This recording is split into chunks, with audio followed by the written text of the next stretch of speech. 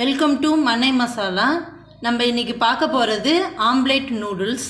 இதை ஈவினிங் ஸ்நாக்ஸாக குழந்தைங்களுக்கு செஞ்சு கொடுக்கலாம். அதை எப்படி செய்கிறோங்கிறத பார்ப்போம். அதுக்கு தேவையான பொருட்கள் 2 முட்டை, அரை டீஸ்பூன் மிளகாய்த்தூள், 1 டீஸ்பூன் மிளகுத்தூள், ஒரு பெரிய வெங்காயம் பொடி பொடியாக அரிஞ்சு வச்சுக்கோங்க, ஒரு தக்காளி அதையும் நைஸாக அரிஞ்சு வச்சுக்கோங்க, கொடமிளகா ஒரு சின்ன கொடமிளகா, 4 பல்லு பூண்டு, சிறிதளவு இஞ்சி, இதையும் நல்லா நைஸாக அரிஞ்சு வச்சுக்கோங்க, கொத்தமல்லி தழை தேவையான அளவு. முட்டையை உடச்சி ஊற்றிட்டோம். இப்போ இதை நல்லா கலக்கிப்போம்.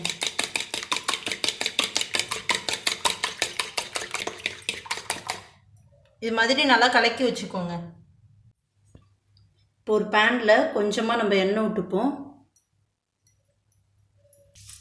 பேன் சூடானதும் நம்ம கலக்கி வச்சுருக்க ஆம்லேட்டை அதில் ஊற்றிடணும்.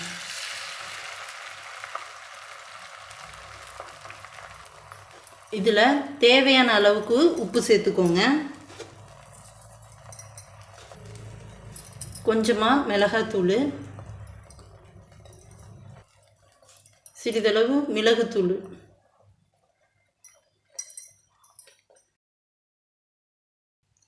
ரெண்டு பக்கமும் வெந்ததுக்கப்புறம் நம்ம ஆஃப் பண்ணிடலாம். இப்போ ஆம்லேட் ஆறுனதும் இதை நம்ம ரோல் பண்ணிப்போம்.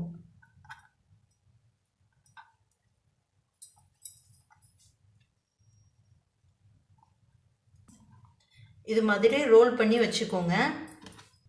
இப்போ மெலிசாக இதை கட் பண்ணிப்போம்.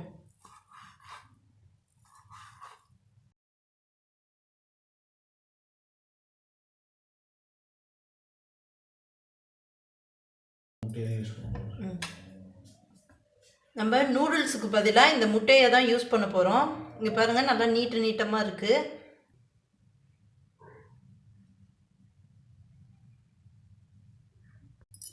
கொஞ்சமாக எண்ணெய் எடுத்துக்கோங்க.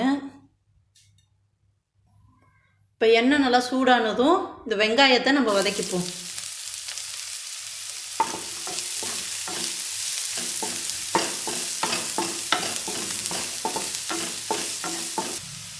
இதோட நம்ம சின்னதாக அரிஞ்சு வச்சுருக்க இஞ்சியும் பூண்டையும் சேர்த்துக்கலாம்.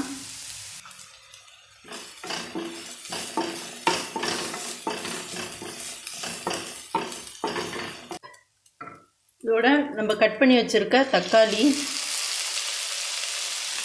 கொடமிளகாய் இதையும் சேர்த்துப்போம்.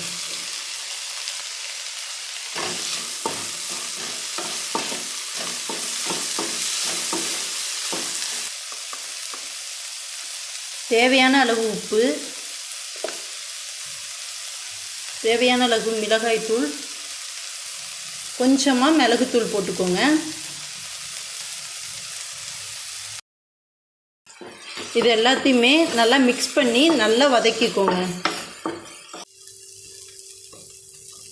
இப்போ நல்லா வதங்கிடுச்சு. இதோட நம்ம கட் பண்ணி வச்சுருக்கிற ஆம்லேட்டை போட்டுருவோம்.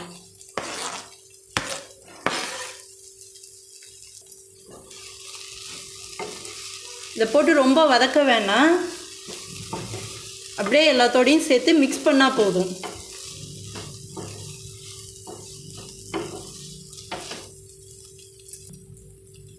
இதோட கொஞ்சமாக கொத்தமல்லி தழையும் தூவிக்கலாம்.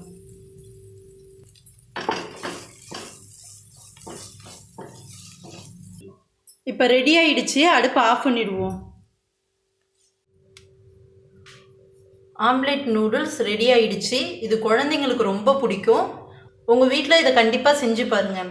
உங்களுக்கு இந்த வீடியோ பிடிச்சிருந்தா லைக் பண்ணுங்கள், ஷேர் பண்ணுங்கள், சப்ஸ்கிரைப் பண்ணுங்கள், மறக்காமல் கமெண்ட் பண்ணுங்கள். தேங்க்யூ.